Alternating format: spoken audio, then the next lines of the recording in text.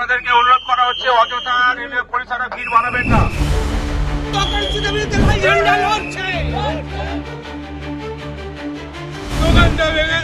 কি সরকার এসছে এখানে ভাঙবে জানি না। আপনি মিডিয়ার লোক তাহলে কি বলছেন? আপনি এখন কি বললেন? না মিডিয়া আপনি এখন কি বললেন? সরকার তো যাচ্ছে কথাটা।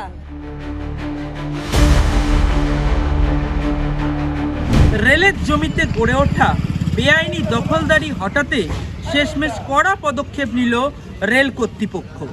আগে থেকেই নোটিশ দেয়া হলেও হকাররা জায়গা খালি না করায় শনিবার মাঝরাতে লুঙ্গি স্টেশনের ভিতরে ও বাইরে চলল রেলের বুলডোজার।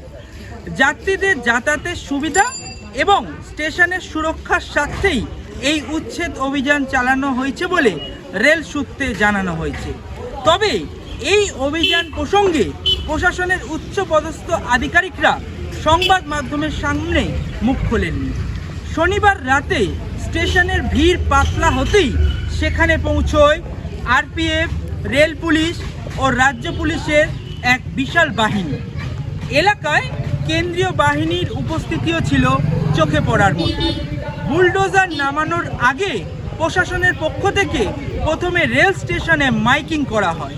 বেআইনিভাবে স্টেশন চত্বর দখল করে রাখা হকারদের অবিলম্বে তাদের ঠেলা, ডালা বা গুমটি সরিয়ে নেওয়ার জন্য স্পষ্ট নির্দেশ দেওয়া হয় এবং তার জন্য বেশ কিছুক্ষণ সময়ও দেওয়া হয়।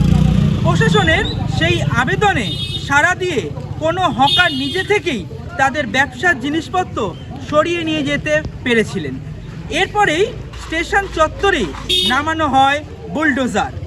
একে একে ভেঙে গুঁড়িয়ে দেওয়া হয় বেআইনিভাবে গড়ে ওঠা সমস্ত দোকান, গুমটি ও ডালা। উচ্ছেদ অভিযানকে কেন্দ্র করে যাতে কোনো রকম কোনো অপ্রীতিকর পরিস্থিতি বা আইন শৃঙ্খলার অবনতি না ঘটে তার জন্যে গোটা লুঙ্গি স্টেশন এলাকাকে কড়া নিরাপত্তার চাদরে মুড়ে ফেলা হয়েছিল।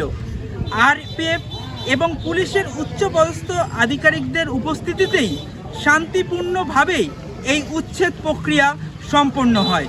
আর এই মুহূর্তে আমি দাঁড়িয়ে রয়েছি একেবারে লুঙ্গি স্টেশনের সামনে। দেখতেই পাচ্ছি একেবারে যে ছবি দেখাচ্ছি,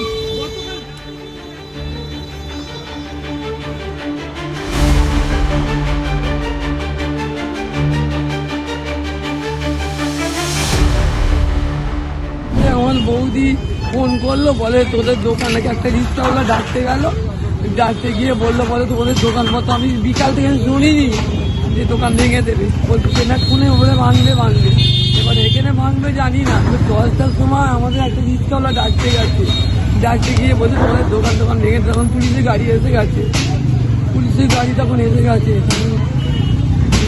এর আগে তো মাইকিং করেছিল।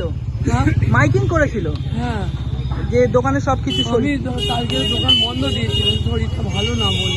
তাহলে দোকানে সব জিনিসপত্র রয়ে গেছে। জিনিসপত্র বলতে ওই কিছুটা রয়েছে, যেটা বাদ করে নিয়েছিলাম রাত্রিরে এসে, আর অনেকটাই রয়েছে। তাহলে এর বিকল্প উপায় কি আছে? এখন তো আর তো এইটাতেই সংসার চলতো, এখন কি করবে? কিচ্ছু নেই, কি করবো সেইটাই তো ভাবি। আমার এই দোকানে বসাই ভাই একটু পাগলা, এইটা ক্যাবলা, আমি একা। দিদি এখানে আপনার দোকান ছিল তো? হ্যাঁ দোকান আছে আমার। কিসের দোকান ছিল? চায়ের দোকান।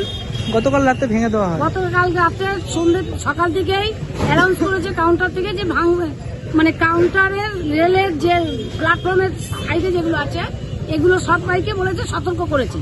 কিন্তু এ পাশটা শুনেছিলাম ভাঙবে না, বলেছে এ পাশটা কিছু হবে না, ওই পাশেগুলো ভাঙবে। তা আমরা তবুও সতর্ক ছিলাম। কিন্তু রাত্রিবেলা দেখলাম যে সিএসসি লোকরা এসে বললো লাইট অফ হয়ে যাবে, আপনারা জিনিসপত্রগুলো দিয়ে সরিয়ে নেবেন, যেটা সম্মান দিয়ে বলেছে সরিয়ে নেবেন। যদি ভেঙে দেয় কিছু করার থাকবে না, রেল তো কখন কি দিকে মতিগতি বলা যায় না। আমরা ছড়িয়ে নিয়ে কিন্তু সতর্ক ছিলাম।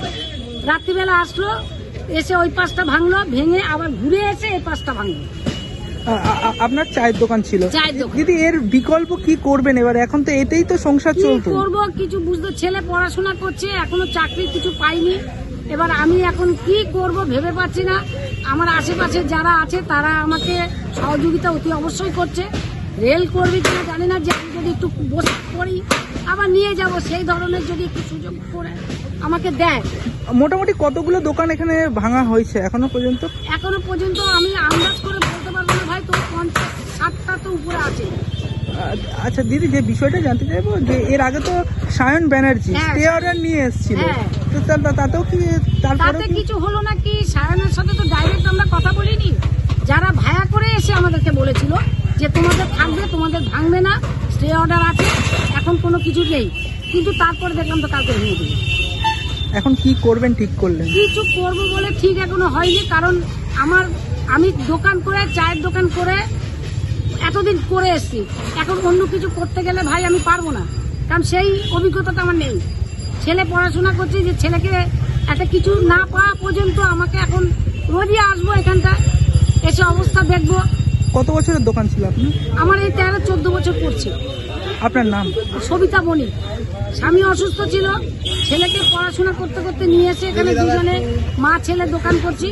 আমার সঙ্গে কেউ ছিল না, রেল কোনো আপত্তি করেনি। রেল একটা কথাই বলেছে যে তোমরা করে খাচ্ছ খাও, যখন আমরা বলবো উঠে যেতে হবে, এটা আমাকে বলেছে।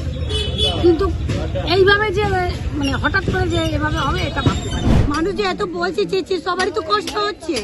তো এটা আগে যে মানুষ ভাঙছে গরিবেদের, আগে এটা ফল না পাক তো মানুষের বলার লাভটা কি? মানুষ কেন্দ্রে মরে যাক, কিন্তু কিছু তো পাবে না। পাবে বলুন আপনি? পাইলে তবে ও লোক বলবে, কান্দে, তখন তো ভালো লাগবে। কেন্দ্রেও মরে যাচ্ছে লোক, বলেও মরে যাচ্ছে, তাও তো কিছু পাচ্ছে না দাদা। সে বলার তো আর কিছু নেই, এটাই আমার বলা। মানুষ আগে পেলে তখন একটু মিডিয়াতে বললে মানুষের একটা কষ্টটা দূর হবে। মিডিয়ার লোক কি এটা কি ঠিক করে দেবেন? আপনি কি বলতে চাইছেন? মিডিয়া দিয়ে লোক, সরকার তো শুনছে, সরকার আগে জানছে, সবকিছু দেখছে, তাও মিডিয়া জড়িয়ে মিডিয়ার লোকদের আপনি হেনস্থার জন্য এ করছেন কেন? আপনি মিডিয়ার লোকদের তাহলে কি বলছেন? আপনি এক্ষুনি কি বললেন? আপনি এক্ষুনি কি বললেন? সরকার তো যাচ্ছে কথাটা। আপনি কি বললেন এক্ষুনি? আপনার নাম কি? আপনার নাম কি? আপনার নাম কি? আপনি বলুন, আপনার নাম কি? আপনি তাহলে এইভাবে হেনস্থা করলেন কেন? আপনি এইভাবে হেনস্থা করলেন কেন? আপনার নাম কি? আপনার নাম কি বলুন? আপনার নাম কি? আপনি উঠে যাচ্ছেন, আপনার নাম কি বলুন? এইভাবে আপনি হেনস্থা করছেন। আপনার কি দোকান আছে? আপনার দোকান আছে? এদিকে রেলের এই আকস্মিক উচ্ছেদ অভিযানের খবর পেয়ে রাতেই ঘটনাস্থলে এসে উপস্থিত হন বামপন্থী নেতৃত্ব। হকারদের উচ্ছেদের বিরুদ্ধে ক্ষোভ উগরে দিয়ে রেল ও রাজ্য সরকারকে তীব্র আক্রমণ করেন বাম নেতৃত্ব। নুঙ্গি থেকে বিশ্বজিৎ নস্করের রিপোর্ট, বাংলা হান্ট। আরো ভালো ভালো খবর দেখতে সাবস্ক্রাইব করুন বাংলা হান্টের ইউটিউব চ্যানেল। বাংলা হান্টের আরো খবর দেখতে নজর রাখুন। বাংলা খবর মানেই বাংলা হান্ট।